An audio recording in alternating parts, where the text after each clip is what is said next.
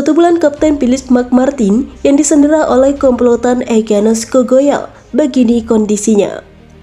Kasus penyanderaan pilot Susi Air Philip McMartin yang berkebangsaan Selandia Baru itu berkelanjut baru-baru ini. KKB Papua pimpinan Egyanos Kogoya yang mengherankan dalam foto-foto yang disebarkan di media sosial. Philip McMartin, sang pilot, tampak dalam kondisi sehat dan diperlakukan sangat baik. Dia bahkan diberikan pakaian yang pantas. Beda sekali ketika KKB Papua menyandera pekerja Indonesia bahkan masyarakat Papua. Dan sudah bisa dipastikan pekerja Indonesia dan masyarakat Papua yang ditangkap oleh KKB akan dibantai dan videonya disebarkan di media sosial dengan teriakan-teriakan kemenangan. Pertanyaannya, mengapa ada perbedaan perlakuan dari KKB Papua terhadap pilot Susi Air? Mulai berkembang Selandia Baru itu dengan pekerja Indonesia dan masyarakat Papua. Logika yang diberikan oleh KKB Papua ini justru menjadi lucu. Mereka merujuk pada Konvensi Jenewa untuk memperlakukan tahanan perang dengan baik. Padahal, Konvensi Jenewa itu sendiri melarang adanya sandera, apalagi orang sipil bukan militer. Jadi, seharusnya kepada orang sipil itu nggak bisa diberlakukan Konvensi Jenewa yang memang dibuat dan diperuntukkan dalam aturan perang. Legenda perang dengan Selandia Baru. Lalu, bagaimana Konvensi Jenewa bisa dilibatkan dalam masalah penyanderaan ini? Penyanderaan pilot Susi Air yang bule itu memunculkan banyak opini dan spekulasi di media sosial. Ada yang menganggap kalau pilot bule itu bisa jadi agen asing yang menyamar yang memang sengaja datang ke Papua untuk ditangkap. Upaya KKB Papua bisa mendapat perhatian internasional. Ada juga yang curiga kalau pilot bule itu adalah agenda settingan supaya nanti Indonesia dan Selandia Baru itu beribut. Ketika aksi pembebasan pilot Susi Air itu gagal, banyak sekali opini yang beredar karena merasa janggal betapa bedanya perlakuan terhadap seseorang yang berkebangsaan asing dengan perlakuan terhadap saudara sendiri dari Indonesia oleh KKB Papua. Kita sudah pernah melihat video-video mengerikan bagaimana sadis dan jahatnya KKB Papua dalam membantai saudaranya sendiri yang dari Indonesia bahkan juga dari masyarakat Papua.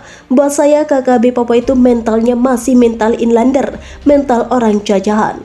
Terhadap bule mereka manis di hadapan bangsanya sendiri, mereka kejam dan sadis. Tapi ada satu cerita yang menarik yang saya dapatkan di balik kisah penyanderaan pilot ini.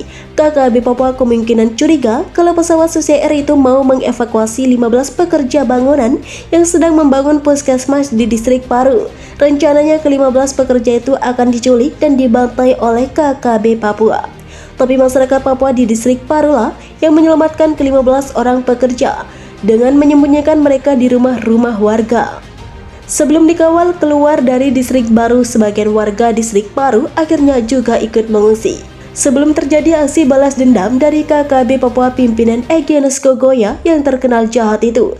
Dari sini kita bisa menilai kalau perbuatan KKB Papua itu tidak mewakili mayoritas masyarakat Papua yang cinta damai dan ingin daerahnya lebih sejahtera. Pendirian puskesmas di distrik-distrik Papua adalah janji pemerintah Jokowi yang lebih memperhatikan Papua yang selama ini puluhan tahun ditinggalkan oleh pemerintah pusat. Sebagai catatan saja, yang sebelum dibangunnya puskesmas di banyak distrik di Papua, warga Papua ketika ada keluarganya yang sakit, mereka harus berjalan berhari-hari, sekian hari, sekian malam menembus hutan supaya bisa mendapatkan pengobatan. KKB Papua hanya mewakili diri mereka sendiri.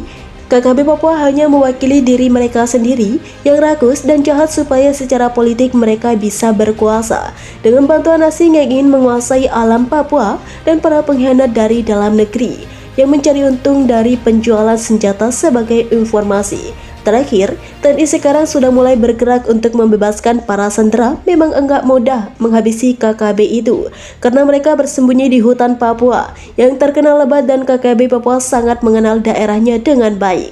Semoga para sandera bisa selamat dan masalah Papua kedepannya bisa diselesaikan dengan baik. Kuncinya satu, cuma kesejahteraan sehingga anak-anak Papua kelak bisa berpendidikan dan tidak termakan hasutan KKB Papua yang selalu menjanjikan Papua merdeka bisa membuat mereka lebih sejahtera, padahal itu bagian dari jebakan supaya mereka menjadi budak asing selamanya. Video ini melansir dari channel YouTube Cokro TV.